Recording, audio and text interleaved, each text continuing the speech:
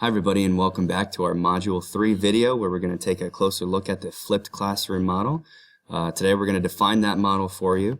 We're going to provide a general format for lesson design. Within the model, we're also going to offer some ideas for sample lessons you can use in different subject areas. Let's take a look at the flow chart for the Blended Learning Professional Development Platform. So far we've been looking at the rotation model for blended learning, and we looked at the sub-model station rotation. Now we're going to go over the flipped classroom, which is totally different. And the difference really is focused on the content and where that is learned. In the station rotation model, the content is learned in the classroom, where the flipped classroom model, the content is learned for homework. Teachers can assign readings, PowerPoints, any type of video that would allow the students to get the content. In class, the students will practice what they learn through practice problems, projects, discussions, and any other various amount of ways that the teacher can assign students to practice what they've learned for homework.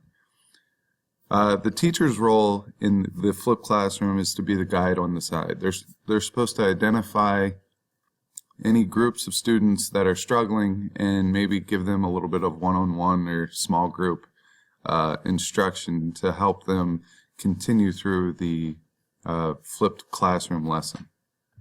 To help you understand a little bit more about how the flipped classroom works, we can take a look at this diagram from the Clayton Christensen Institute. You can see here on the right-hand side of the diagrams at home, that's where the instruction happens. So the stuff you use to directly state in front of your students, instead they just watch it at home in their own time with videos, readings, PowerPoints, whatever you give them to do. Then when they're back at school, that's when they practice those skills and work on projects to demonstrate the knowledge they've attained. So this can be, like I said, projects, labs, discussions, anything that teacher is really required for. This is also the spot where the offline learning takes place. Let's take a look at an English lesson based on Romeo and Juliet in the flipped classroom model. For homework, they will watch a video lecture on Romeo and Juliet, or maybe even read the book. They will also answer some guided notes or take some guided notes, and they will take a short quiz based on possible misconceptions that typically happen with Romeo and Juliet. The teacher should already know that, put it into a quiz that they'll take online so they can gather some data on the students. In class, the first thing that the teacher might do is address these misconceptions based on the answers to the quiz. These misconceptions could be the relationship between Romeo and Juliet's family. When they're done going over the misconceptions, they can show a proof of mastery by doing a claims evidence reasoning on who was responsible for Romeo and Juliet's death. They'll provide a claim, they'll look at the evidence, and then the reasoning will be how that evidence supports the claim.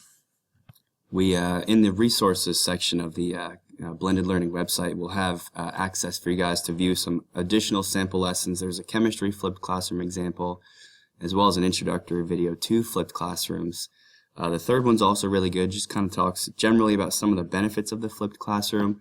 A lot of people doubt that this can work. One of the main concerns is time, having students always working on projects and activities in class. It seems like there wouldn't be enough time to do that.